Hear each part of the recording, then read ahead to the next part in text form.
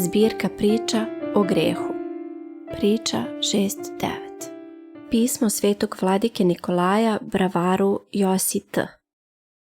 O životu grešnika. Čovek neki nasledi veliko bogatstvo od oca, no on upotrebi sve nasleđeno blago na zidanje, utvrđivanje i ukrašavanje jedne kuće. Pa življaše sam u toj kući, niti iđaše kome, niti primaše ma koga od dobrih ljudi. Na sebe ništa ne davaše, sve na kuću. Neumiven, neočešljan u dronjama, nenahranjen, tvrdica prema sebi i drugima, on sve davaše samo na kuću u kojoj stanovaše.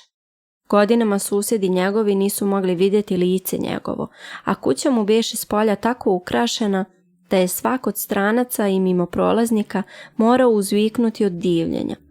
Osluškivaše čovek onaj svaku reč divljenja kući svojoj i to mu činjaše jedino zadovoljstvo. Kakav li je tek onaj ko stanuje u ovakvom dvoru, kad je dvor ovakav, pitahu se prolaznici, ali lice domaćinovo niko ne vide. Najzad, kad on rastoči na kuću sve što imade, dovede sam sebe do očajanja zbog gladi, no jednog dana udari grom u njegovu kuću i zapali je.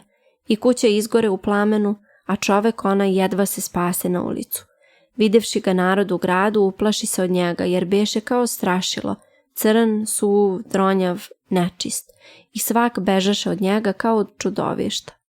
U svom očajanju on se uputi drumom van grada, ni sam ne znajući kamo ide. U tom ga sretoše neki cigani pa rekoše sebi: ovaj je zgodan za našu trgovinu. I tako ga cigani uhvatiše, još više nagrdiše, iskopaše mu oči, prebiše mu ruke i noge, pa odoše s njim u prošnju po svetu. Čovek onaj predstavlja dušu grešnika. Veliko bogatstvo, to su veliki darovi Božji. Zidanje, utvrđivanje i ukrašavanje jedne kuće označava brigu isključivo o svome telu i telesnom životu. Zapušten, dronjav i izgladneo čovek, to je zapuštena, ogolela i izgladnela duša u telu. Grom je iznenadna smrt.